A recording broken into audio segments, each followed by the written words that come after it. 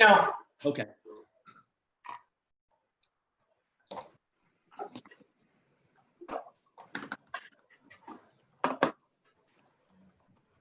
Okay, Bob. Thank you, Mike. Okay, we will call the June 8th regular board meeting to order. Vice President Lobach, will you please lead the board in the Pledge of Allegiance? Yes. I pledge allegiance to the flag To the flag of of the United States of America and to and the to the republic republic for for which it which it which stands, stands one one one nation, nation, under God, under under God, God, indivisible, indivisible, with liberty liberty and and justice justice for for all. for all. Thank you. Ms. Moak, roll call, please. Ms. Herbold? Here. Ms. Kausgard? Here. Mrs. Buttimer? Here. Mr. Estes? Here. Mr. Guzman? Here. Mr. Lobach? Here. Mr. Curry? Here. Dr. Bruno? Here. Thank you, Paul. Let me again just remind everyone to please keep their mics muted when they're not speaking, to keep the background noise down to a minimum. Also, board, please be attentive to our code of conduct and board norms, which were in the packet. Okay, we will move into our superintendent reports. Melissa? Let me unmute myself. We're going to start out as we always do with a celebration video. Again, I would like to thank Ken. He did kind of a edited version or shortened version so that everybody could see a piece of our retirement and staff acknowledgement celebration that took place virtually this year.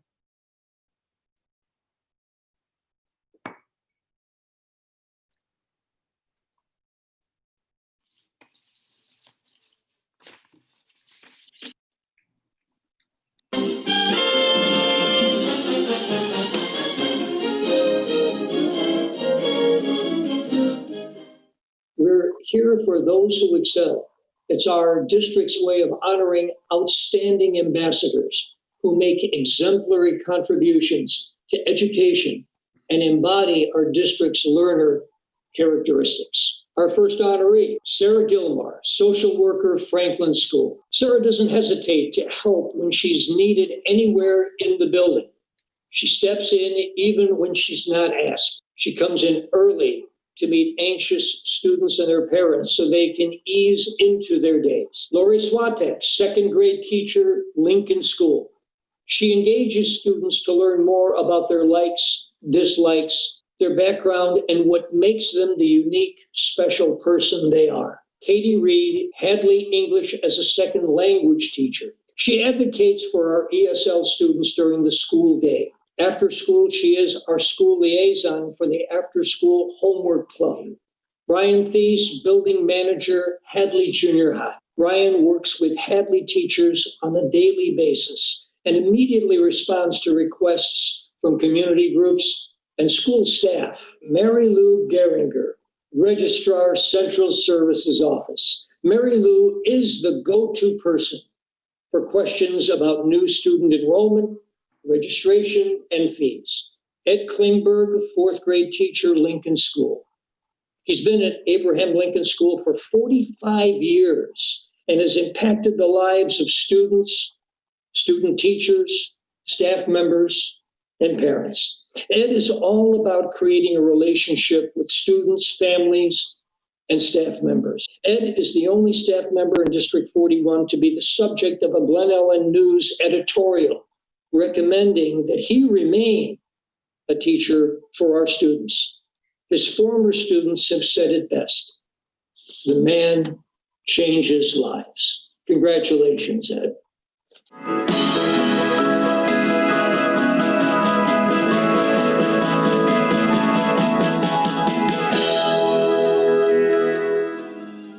I've learned a lot from her these past few years, and I'm grateful to her wealth of knowledge she shared with me.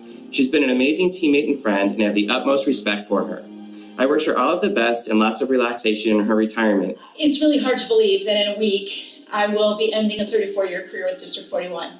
I've spent my whole entire adult life at Ben Franklin. I started there when I was 22 years old, and now I'm old and retired. There are basically two types of people: people who accomplish things and people who claim to have accomplished things. The first group is less crowded. Mark Twain. That may be true, and if it is, I can promise you Susie Thomas is in the first group. I'm not the greatest at articulating this, but man, we had a good run and I really enjoyed it, and best wishes to all of you guys. You always have put our kids first. You know their strengths, you know what they're really good at, and you also know the opportunities they need to improve on. You have such a passion working with our kids and really helping them to succeed in whatever they do when they leave your classroom. It was the last day of school, my first year of teaching. A boy came up to me and said, "Mrs. Slater, I brought in a CD. It was School's Out for Summer by Alice Cooper." And I said, "Oh, I remember the first time that song came around." The boy was crestfallen and looked at me and said, "Alice Cooper is not that old." Gail Nelson is retiring following 39 years of teaching. The last 32 years have all been in District 41, specifically at Forest Glen. I know my heart will continually be filled with gratitude with the honor of being a teacher in District 41. Thank you, Forest Glen, for providing me with a loving, caring, exuberant community, tons of fun, strong purpose, and a daily compelling reason to get out of bed and do something important. Jim really believes in kids. He spends a lot of time working with them. He motivates them. He chases them around the school, make sure they have the resources and the supplies to be successful. And as a result, he feels, not only that is that program strong, but we have a huge diversity of our student body that plays music. I really loved working at Hadley Junior High School and all the people I've met and worked with. Great colleagues, great friends, great educators. It's been 43 years for me of teaching. I guess it was time to pull the plug. You're such a kind and compassionate and caring educator and man. The Lincoln community and the District 41 community are truly going to miss you. I've known Ed for over 30 years.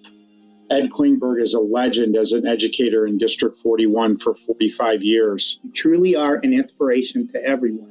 Thank you for everything you've done. Ed, you're a difference maker in many people's lives. And you changed mine. I want you to know I love you, and your journey is going to continue.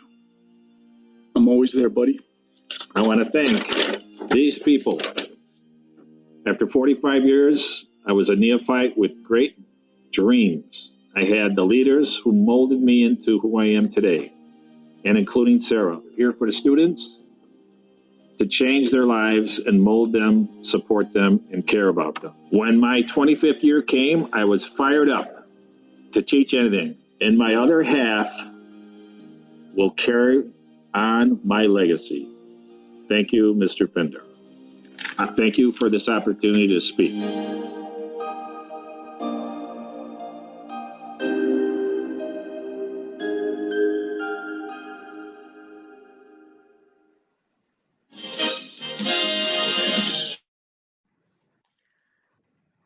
Thank you, Ken, and thank you, Mike. I think, I don't know, for all of us have been doing this for a while, or even those who may have just started, I think that's about the best you can ask for when you get to the end of your career, is that there's people who stand up and say such genuine things about you. So it was a great event. It was really interesting doing it virtually, and I think we'll have a challenge ahead of us to make it new and interesting again next year in person, because this did set the bar high. So it was a lot of fun, and thank you to everybody that helped pull it off. Next item that I have is a bit of a recovery plan update, couple of different items. Dave and his department have been installing the sneeze guards, and Mike is going to project a couple pictures of what a sneeze guard actually is and what they look like.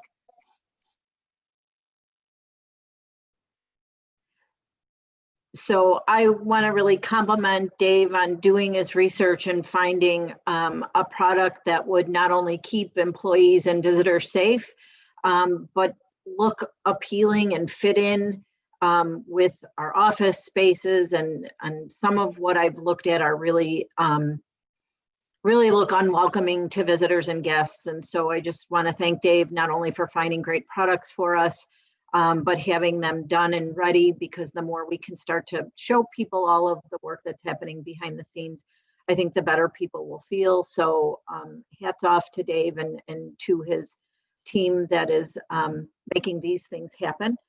I'd also like to share that Katie and Dave walked through 2 of our schools and set up a couple classrooms using the social distancing requirements with our furniture.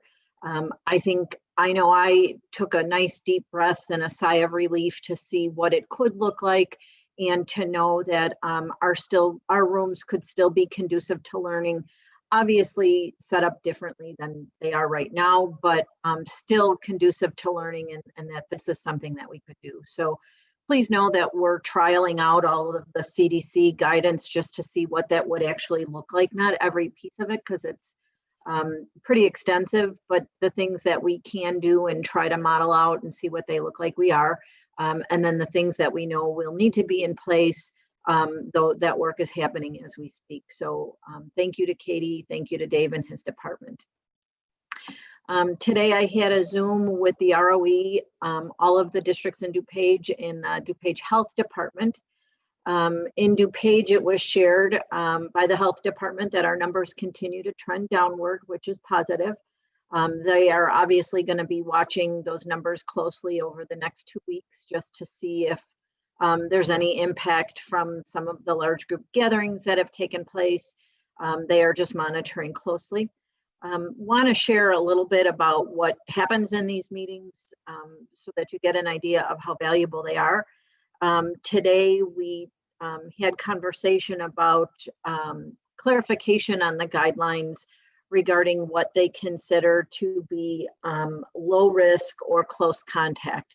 So in the event that we have people in our buildings, and I want to give you the definition that was shared with us. So in the event that somebody in one of our buildings tested positive for COVID, those in close contact are defined as people who are within 6 feet or closer for 15 minutes or more, or who were within 6 feet of the person when they coughed or sneezed. That's considered close contact, and those individuals would be self-quarantined for 14 days and monitor systems. Anybody not meeting the criteria of close contact would not be considered close contact. They would be considered low risk. They would monitor their systems, but they would not be quarantined or under any restrictions. So in our meetings, we look at different aspects of the CDC guidelines, and then ask just a lot of implementation questions of what if this or what if that, or help us understand this. So I just wanted to share with you a little bit about what those conversations sound like and how we're utilizing the health department to help us really navigate and prepare. We continue to have representation from DuPage on a statewide task force who serves as a liaison between all DuPage districts and the IASB task force and IASB itself.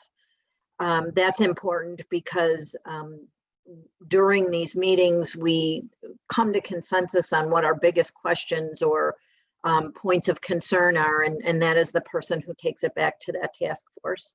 And when they can, brings us back some information or answers. I just want to suggest to families that they start thinking about childcare for next year.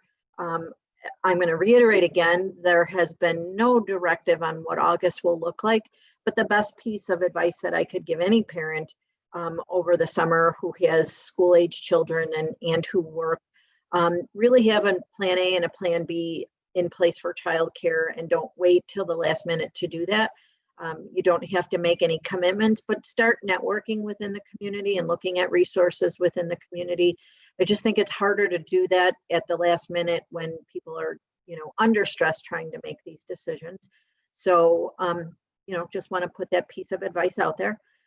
Also want to reiterate that we want our kids back in person to the greatest extent possible and as quickly as possible. So we are using the summer months to really make certain that we have everything in place so that we're in the best shape possible. You know, I know there's a significant amount of information out there. Some are from reputable sources and some are from less than reputable sources. But, you know, that is our goal, is to really get kids back in when it's safe to do so. And so our preparation is to be ready when that day comes. Our threat assessment team met this morning with Dr. Zars and with Sergeant Holstead from the Glen Ellyn Police Department. We had a 3-hour meeting virtual meeting where we reviewed our threat assessment plan, our district emergency plan. We looked at alignment between those plans and policy and APs. And then we moved into a virtual tabletop activity where we received feedback from Dr. Zars and Sergeant Holstead. I appreciate that his focus is always on mitigation and prevention of crisis and threat.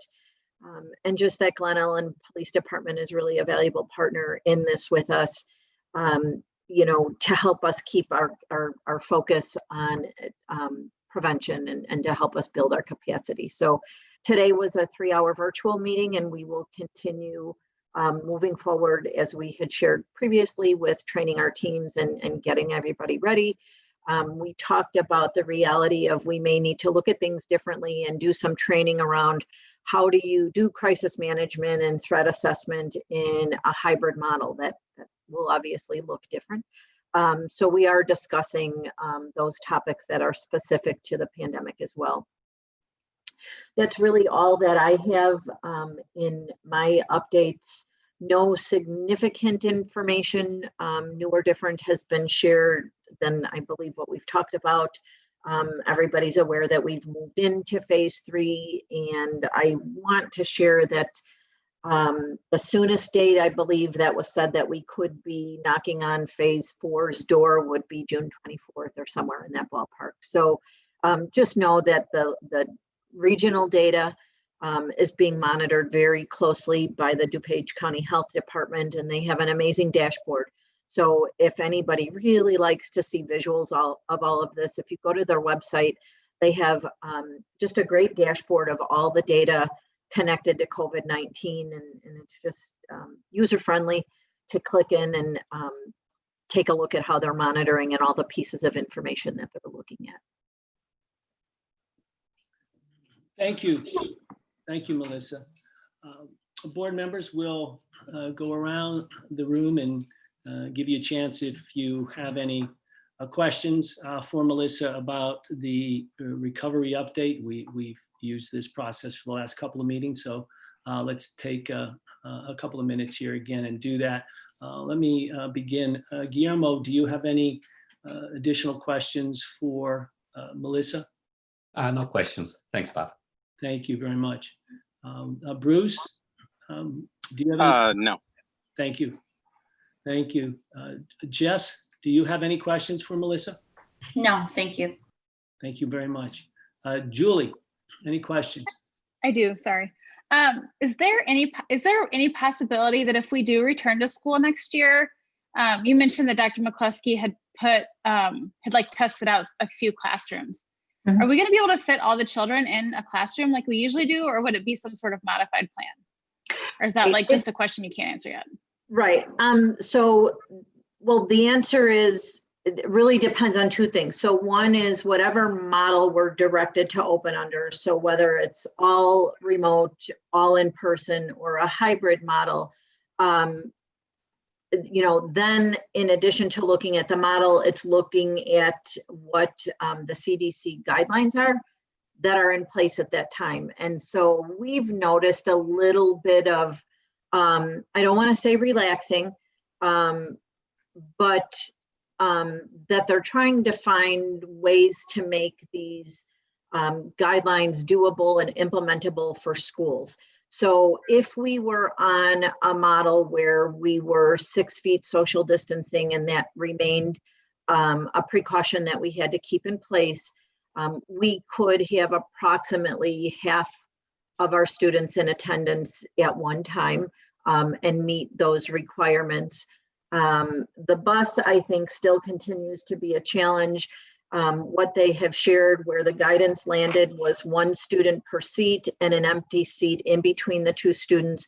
when you really think about what that means, it significantly impacts the number of kids that could ride a bus. So that obviously, continues to be an issue, but those are the kinds of nuts and bolts that we're working on, and just kind of know that those guidelines could be fluid, or they may stay absolutely the way they are. I think, we've been given some indication with the guidance document that came out for any summer programs, that's what the guidelines will be for stage 4, but there's always that but things could change. So we hear a lot of that in our meetings but this is subject to change. So we work with what we know and have in place now. And then if there's a change, the change is likely to be less restrictive, not more, because it would be a change in response to positive data. So we're continuing to move forward, knowing if we could make it happen with the more stringent precautions, we should be in good shape if those precautions relax a little bit, if that makes sense. It does make a lot of sense. Thank you. Thank you, Julie. Thank you, Melissa. Ted, any questions? Mike, Ted. I had no questions, thanks. Okay, thank you. And Jason, question. I have no questions, but I do want to thank Melissa for the statement she put out this week on behalf of the district and the board regarding the issue with racial inequities that is being brought to the forefront in our country. I think that it's an important message that you brought forward, and it's important for us, especially as an elementary school district, that we continue our work and dispersing our services equitably to making sure that all kids are receiving the services they need. And we continue our work to close that achievement gap. I think that's what really, from a district perspective, is something that I really taken away from that. This is just what that importance is. So thank you for putting that message out on behalf of all of us, Melissa. Okay. And just to catch people up in terms of next step, I think it leads nicely into a statement where we can share all of the work that has taken place, because the more I find out, the more impressed I am with how thoughtful the district has been in this regard. So, the level of analysis that's been done with curricular materials and assessment to identify areas of bias and remove that from assessment plans and protocols, and just within curricular materials, but definitely with a focus of, what's next, what's more can we be doing. So we are kind of crafting all of the things that have already been done, and share that information with our community so they know that, this isn't something that rose, bubbled up as important now. I think it's bubbled up as increasingly important for a lot of places, but as I find out more about all the work that's transpired, it's a great opportunity to share, and also just reaffirm our commitment to keep doing that work and look for ways that we can tackle this as it is our responsibility as a district. So thank you for that. And thank you, Katie, for filling me in on things when I ask about, oh, have we done this or can we do this? I'm always impressed that it's, well, here's what we've done, and that there's always a plan for next. We will be doing some cultural competence training this year as a district-wide professional development. Long before this all bubbled up, it was a conversation that we had with GIA. It is a professional development opportunity that is, I don't want to say hosted by IEA, but it's offered, Marcy, correct me if I'm explaining this wrong, but it's something that we're able to access through IEA that they make available to districts. And then there's people that come in and do that professional development with us. So we had already been scheduled to do that. Thank you. Thank you. Ashlyn, any questions for? No, thank you. Thank you. Thank you. And Abigail, how about yourself? Any questions for Dr. Cascas? No, thank you. Wow, boy, you let her off easy. Okay, great. Thank you. Let me also add my appreciation to Melissa for crafting a very poignant and direct and appropriate statement on racism and the need for schools to be at the forefront of equity. And also thanking Erica and Ken for putting together, I think, appropriate images to help support that video message. So thank you for the team. Okay, let us now move on to our board reports. I will go around the room and ask board members if they have any regular board reports. Ted, any regular board reports? No, nothing from me. Thank you, Ted.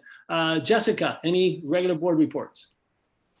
Yeah, D41 Kids Foundation is still continuing to partner with the community outreach to collect donations to support our students most at risk. And so we donations that are made to d41kids.org will provide grocery gift cards to students most in need. So you can go to d41kids.org to continue to make a donation as the needs continue to grow.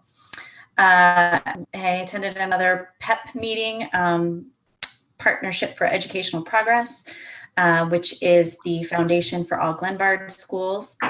And 14 Glenbard PEP scholarships were awarded, totaling over just about $15,000. And the winners are listed at on our website at pepglenbard.org/scholarship-winners.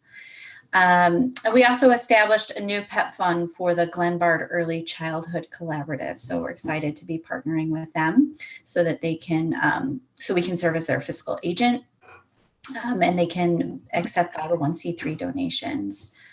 And that is all I have. Thank you. Thank you, Jess. Bruce, any regular board reports this evening? No. Thank you. Thank you, Bruce. Julie, any regular board reports for you this evening? Yes, I have one.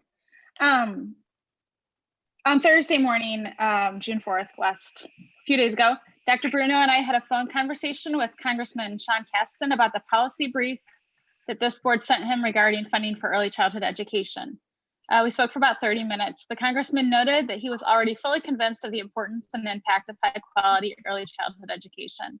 He said that he and his team will look at the two bills we recommended sponsoring to make sure the money goes where it is needed, as he said, to the children and communities who need it most. He wants to make sure that there are provisions that guarantee equitable distribution of funds. And if the bills do not already have those, he sounded like he would consider offering an amendment. Dr. Bruno suggested forming a task force on education for the congressman and his team. Casten seemed to agree that that would be helpful, and generally he does not form those, but his interested constituents do. So he asked us to follow up with his team to start the process. So there's more to come there. And on a personal note, thank you to my fellow team of 8 members for joining me in this advocacy on behalf of our littlest learners. You guys know this is important to me, so I'm grateful to have your support. And that's all I have. Thank you, Julie. Well done. Let's see, Guillermo, any regular board reports this evening? No, nothing to report, thanks. Thank you. And Mr. Lobach, any board reports? Just one. I submitted this afternoon. I apologize for submitting it late. I attended the Banff-Islington PTA meeting on May 28th, where they elected their new officers. And I just want to say thank you to Rachel Beard for all the work she put in serving as president of Banff-Islington PTA over the last couple of years. So thank you, Rachel. Thank you. Thank you. I do not have a regular board report, but we do have 2 final poems. As you know, we've been reading poems that were submitted from Hadley 8th graders, Miss Allie Tannenbaum's class, and we have 2 final poems to read tonight. And our readers, our first reader will be Jess Buttermer. All right, this is from Ava Calloway, and it's titled A Goodbye to Middle School. This is a goodbye to middle school, to the everlasting memories of fun that start to dwindle away, like a fire slowly melting paper into piles of ash. Something so meaningful, having its importance snatched from its grasp. as it's dissolved into nothing more than a grain of sand.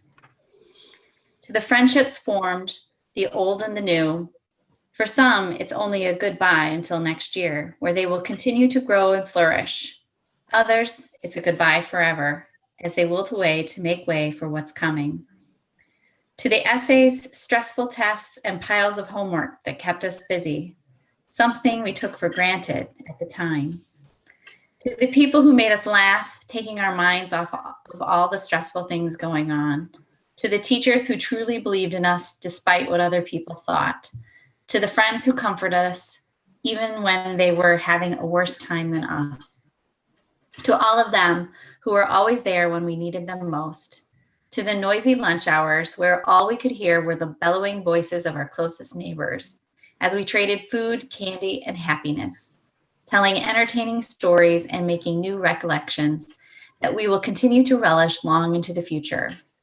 And especially to those who accepted us for who we were, who gave us a smile that made our day when they knew it had been going horribly wrong, who made us a better person, encouraging and helping us to become stronger, who understood us and gave us the support we needed to get through the tough obstacles and rough patches of life, who didn't care about our faults and doubts, because in their eyes, they made us who we were meant to be. This is goodbye to middle school, a goodbye to its wonderful memories and joy it brings with it, one last time. Thank you, Jess. And our final poem for the school year will be read by board member Ted Estes. So my poem's by Narmeen Srar. It's titled, It All Started with a Hello. Walking into those doors, ready for 3 full years of memories. They flashed past, and now we are at the end. We might not be ready for change, but regardless, it is coming. So this is my remembrance to it all. To all the times the class would laugh when nothing was funny, and we'd get warned twice, and that at the last one, silence would fill the room. But no doubt someone jumping in the halls would make us laugh again. You'd never know what the next day would be like, either a Shakespeare reenactment or even a poetry competition. We'd wonder what funny math song Mr. Luxak was going to show us today. Each vocab test, asking if there's a retake, because you didn't study, because you couldn't stop reading the book that Mrs. Tannenbaum recommended. Some memories are a blur, but some are so clear you can close your eyes and imagine them all over again. Our goal wasn't to just leave, it was to make our mark and make memories. We wanted to make an impact and be the class that you remember. I'd say goodbye to my teachers, but I never thought that it was the last goodbye. When we walked out, we knew we weren't coming back next year, but we never knew we weren't ready to leave. We never wanted it to end like this. We always imagined the last day ending with ease, but it feels as if we are being dragged away. This might be the last year, but we still have years ahead to make new memories. But these memories won't be forgotten. The end of this story just means there's the start of a new one. It all ended with a goodbye. Wow. Wow, we really ended on a strong note there. Ted, well done, really. And to all of our 8th grade poets, thank you so much to Ms. Tannenbaum for sharing those with us. She has shared with me that parents have tuned in every night when they knew their children's poems were going to be featured, and they have listened, and it has brought them great happiness and deep appreciation to the school board for taking the time to recognize them. So thank all of you for reading. Well, I'd like to thank all the young poets as well, because I really enjoyed doing this. Thank you. Thank you. Okay, we now have, wait for it, student board report. I was waiting for you, Robert. I know, you had your finger on the button. I could see that. Abigail, want to get us started, please? Of course. So last Thursday was the 8th grade class of 2020 graduation, and Ashlyn and I were given the privilege to open up the ceremony with a speech. The graduation ceremony was a very unique opportunity, which was much appreciated throughout the 8th grade class, where we got to celebrate, although not in person, but through Zoom and YouTube and be together. Dr. K, as well as Dr. Bruno, gave speeches which were special to the 8th grade class. So we are thankful for everyone that worked hard to put together this special graduation. It was a very special moment for our grade. It will definitely be an event which we will always remember. Thank you. Okay, nice board report. Thank you. And thank again, both of you for opening up the evening's graduation. I kidded before we went live that it looks to me like you could be future co-host of the Academy Awards. Maybe you can pursue that goal. Thank you. Thank you very much. Thank you. Okay. Public participation. Members of the public who wish to address the board were instructed to email the board before 6 p.m. At this time, we have received no emails. Any emails that are received after 6 p.m. will be forwarded to the board after the meeting and posted with the official minutes once approved. Thank you very much. We will then move on to we have a item listed under presentation. Melissa, you wanted to speak to this? Your mic, Melissa. Melissa, your mic. I have the best conversations when I'm on mute. As I had texted the board, Principal Burke was going to join us tonight and give an update on PTAC. He has allowed us to share that his father has passed recently and he's out of town. So we're going to let him do that at a future date. He really wanted to do it himself because he has a lot of great ideas for the future of PTAC. And so as soon as he's back in town, we'll coordinate whether that's going to be the next board meeting, I would guess. But just want to convey our condolences to Jeff and his family and, have him do that on a different evening. Thank you, Melissa. And just to be clear to people who may not know the acronym, PTAC stands for the Parent Teacher Advisory Committee. Okay. All right, well then we'll move on to discussion. We have one discussion item and that is the copy paper bid. Melissa, you will lead us in a conversation, introduce Eric here. Let me unmute. Okay, as you know, this has been we've had a couple questions about this, but I'm going to go ahead and turn it over to Eric and he can give you any last minute updates and make sure questions were answered. Sure, yeah, this is just, it's kind of an annual thing we do every spring. Because of school code, we're required to go out to bid for copy paper. So this year of note, we did wait. Typically, I'd like to do this, in March just to get it done. It's there's no reason to wait past March typically to go out to bid. This year we waited a little later because of the closure, thinking that might provide us a little more insight into what to expect in the fall. Don't know if that made a big difference, but we did do that this year. That's why we're talking about this in the beginning of June and not April as we have in years past. So the results are in the board report. They're pretty straightforward. It's nice to notice that we actually did get a quote that would put us down. I want to say it was almost 18% for a case of paper. I don't know why the price went down, but I'm certainly happy about it. It's a pretty straightforward process. We solicit it to vendors that can supply the paper we need, and then we just wait to see what people turn in. And Veritiv is a company that we've used in the past, had good success with, a good working relationship with them. So I look forward to another year with them, and I'm happy to answer any questions. Thank you, Eric. I know there were some questions that you had answered from the board prior to the meeting, but let me go around the horn here and see if there's any additional questions that have been raised. Let's see here. Ted, do you have any questions for Eric? No. Thank you, Ted. Julie, do you have any questions? No, thanks, Eric. Thank you. Bruce, do you have any questions for Eric? No, it looks good. Thank you. Thank you, Bruce. Let's see, Jessica, any questions for Eric? I just want to thank Eric and probably Dave for answering my questions from earlier. And I guess I don't have new questions.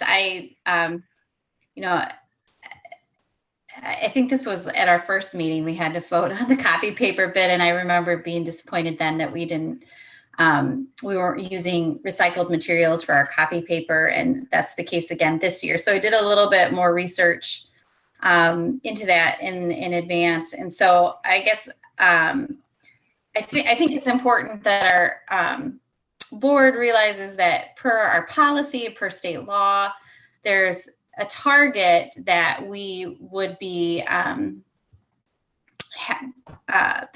we should have 75% of our paper and paper products purchased should be using recycled materials by July 1st, 2020, and that represents a steady increase every 3 years since 2008, starting at 10%.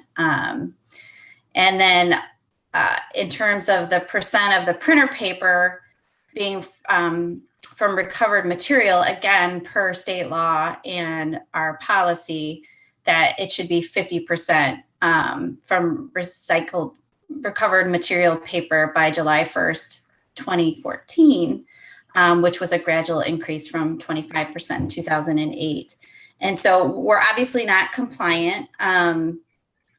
And the response that I got was basically that we're not aware of anybody who is compliant per our vendor, which is a shame. And I think, you know, obviously in the law it says where feasible economically and logistically feasible. So there's an out. There's not any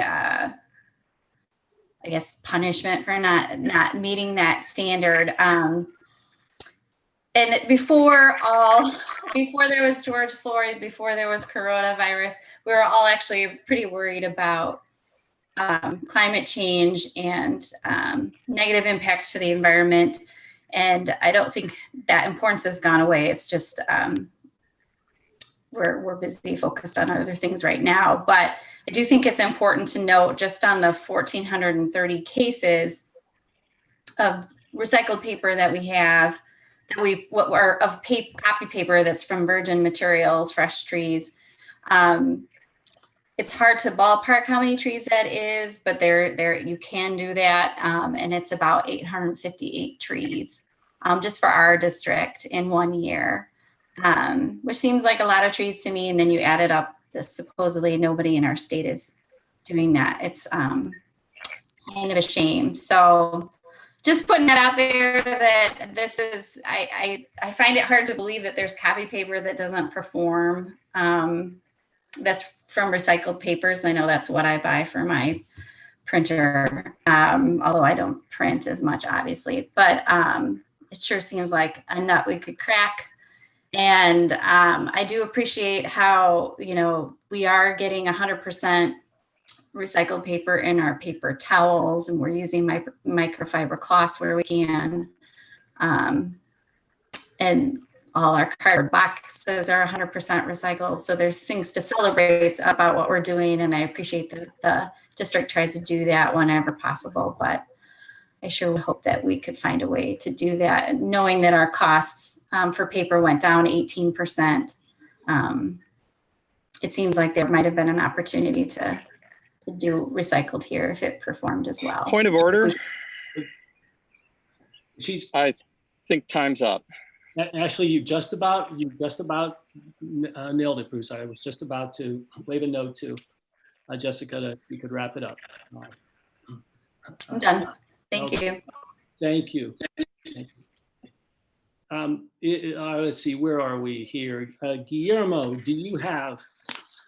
Well, before we move on, Eric, did you want to reply to any of the difficulties with vendors or with copy paper that meets the required specs that is 50% or more made out of recycled?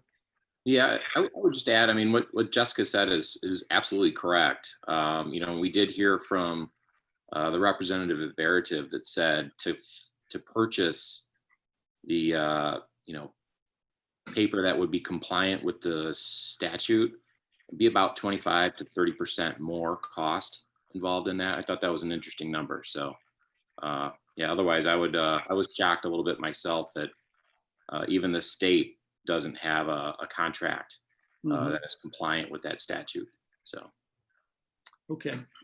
Well, it's a good target for us to think about trying to meet.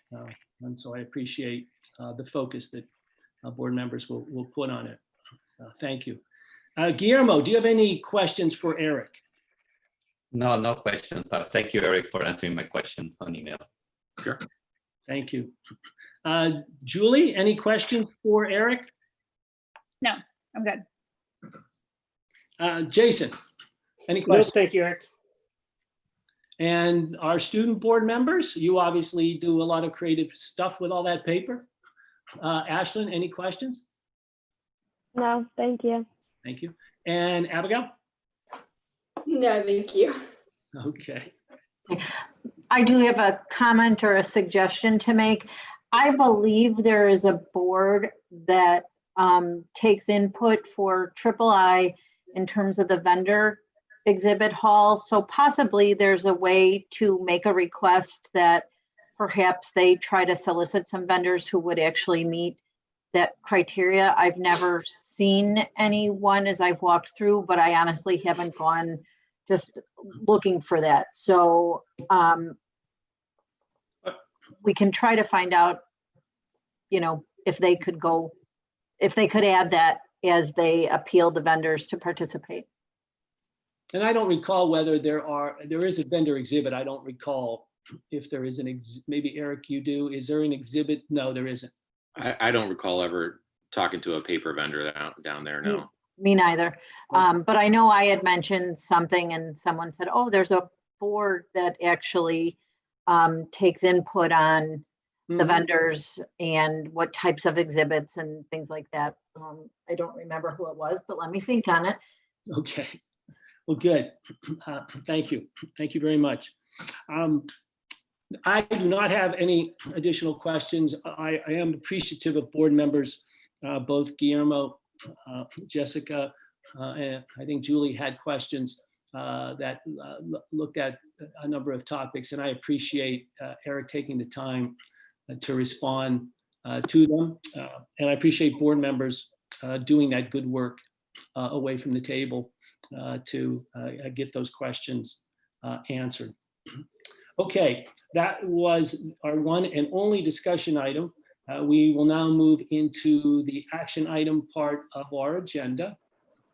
First, with the consent agenda, are there any items board members would like to see removed from the consent agenda to be considered separately? Hearing none, may I have a motion to approve the consent agenda, which includes the personnel report listing employment recommendations and resignations, the school district payment order and FOIA report of May 20th, 2020 to June 2nd, 2020, the appointment of the school district treasurer, and meeting minutes of May 26, 2020 regular board meeting. Motion. Second. Thank you. Ms. Moak? Mrs. Buttimer, Yes. Mr. Guzman, Yes. Mr. Curry, Yes. Mr. Lobach, Yes. Mrs. Hill, Yes. Mr. Estes, Yes. Dr. Bruno. Yes, thank you. Our second item under superintendent recommendations are the second reading and adoption of board policy revisions. May I have a motion to approve the board policy revisions as presented? Motion. Second. Thank you. Any discussion? I'll just add that these are all best changes, same as what we saw before. The only thing that's changed since our last discussion is that Nancy reordered the exhibits so that they were in process order for getting an estimate of your expense approval. And then the second form would be the reimbursement form. So Nancy, thank you for doing that. Thank you. Thank you, Jess. Okay, very good.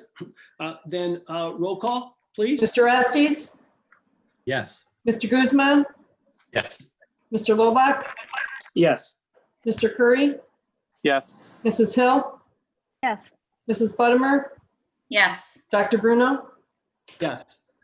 And then the final item was to approve the proposed Illinois Association of School Board resolution. May I have a motion to approve submitting to the Resolutions Committee of the Illinois Association of School Board the proposed resolution supporting and advocating for legislation which strengthens child-safe gun storage laws in the state of Illinois, requiring gun owners to store firearms, whether they are loaded or unloaded, in a securely locked container if a person under the age of 18 is likely to gain access to the weapon without permission as presented. Motion. I beat you, Julie. I knew you wanted to make them. Maybe we should list Julie. Second. Okay, there we go. I jumped on it. I didn't go fast enough. Any discussion on it? Julie, as one of the principal authors, anything more you'd like to say to it? I do just want to add one thing. As we talked about last time, I did put out an email to Glenbard feeder districts and the Glenbard High School districts. And District 93 signed on, and they serve, where do I have it?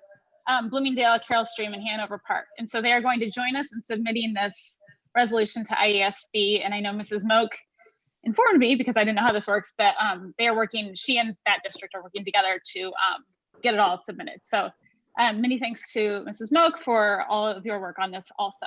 And I don't have anything else to say, but I'm happy to try to answer questions. Okay.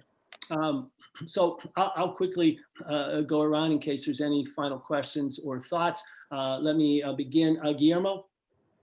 No questions. Great job, Julie. Congratulations. Thank you. Ted? Just one question about the co-sponsors.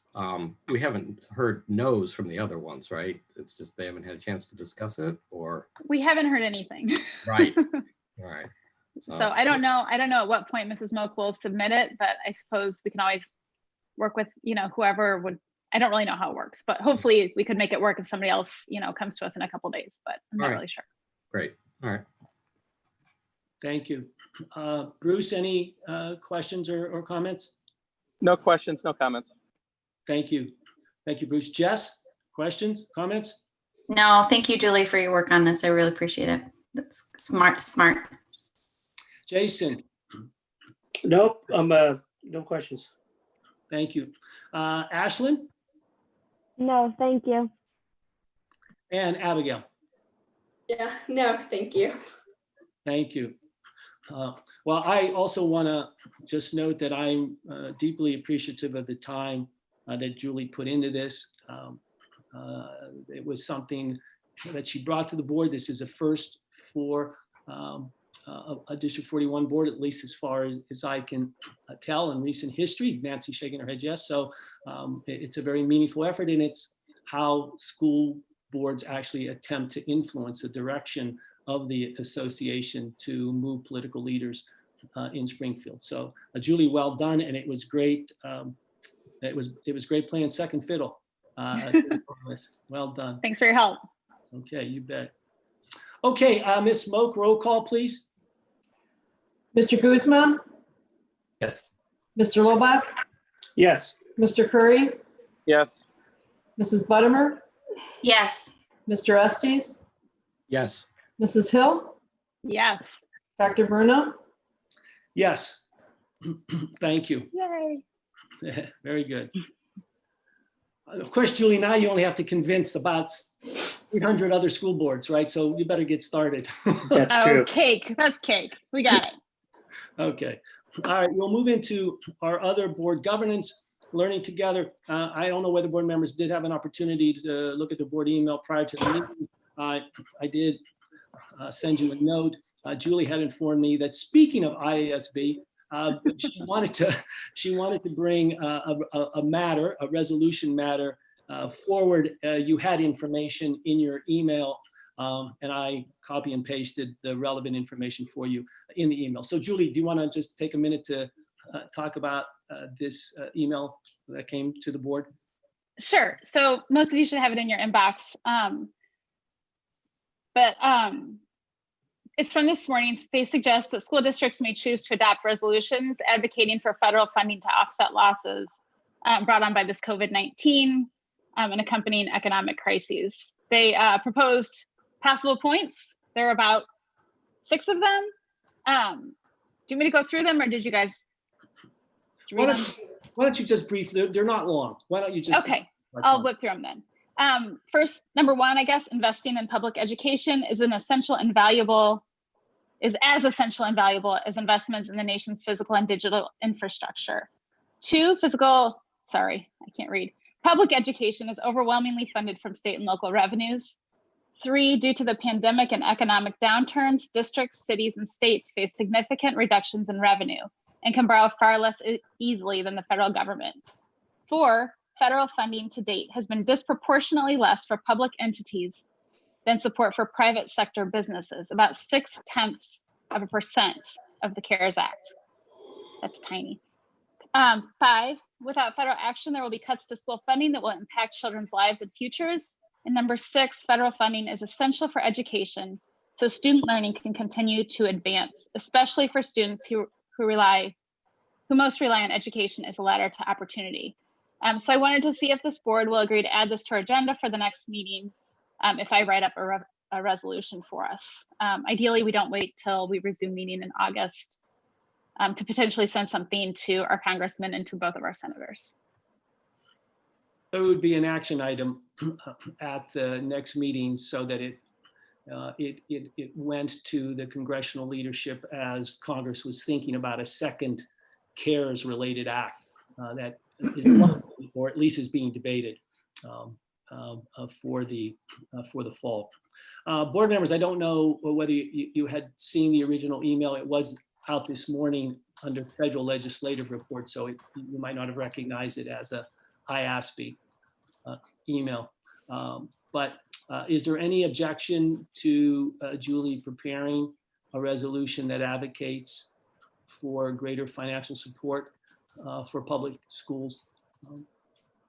I see a thumbs up. You can certainly thumbs up if you feel thumbs up. Okay. Yeah, I'm getting some virtual ones and real ones, so I'm not seeing or hearing any objection to doing this. Okay. Well, Julie, you seem to be the go-to person on resolutions, so you've got one more. Great, I'll write it and have it ready for you next time. Thank you. Are there any other? Melissa, do you have any learning together at this point? No, just want to share with the board that this week our admin team is doing a session with HumanX on Thursday, and we'll give you an update on that at the next meeting. Thank you. Well, that's a good segue, actually, into announcing our upcoming meetings. There will be a regular board meeting on June 22nd at 7 p.m. And then on the 24th, speaking of HumanX, the board will hold a special professional development meeting, which will be facilitated by HumanX. And we have spoken on this on a number of occasions in previous meetings. And then, are there any items board members wish to present for consideration for a future agenda? Thank you. At this point, then, may I have a motion to adjourn to closed session to confidentially discuss Section 2C5, the purchase or lease of real property for the use of the school board, including meetings held for the purpose of discussing whether a particular parcel should be acquired, and Section 2C11, litigation, when an action against, affecting, or on behalf of the school board has been filed and is pending before a court or administrative tribunal, or when the school board finds that an action is probable or imminent, in which case the basis for the finding shall be recorded and entered into the minutes of the closed meeting as presented. Motion. Yeah, a second? Second. Is there any discussion? Very good. Ms. Moak, roll call, please. Mrs. Buttimer, Yes. Mr. Estes, Yes. Mr. Guzman, Yes. Mrs. Hill, Yes. Mr. Lobach, Yes. Mr. Curry, Yes. Dr. Bruno. Yes. The board will not be taking any action after closed session. Board members, you'll have to close out of this meeting and then go back into the Zoom closed session meeting link that was sent to you.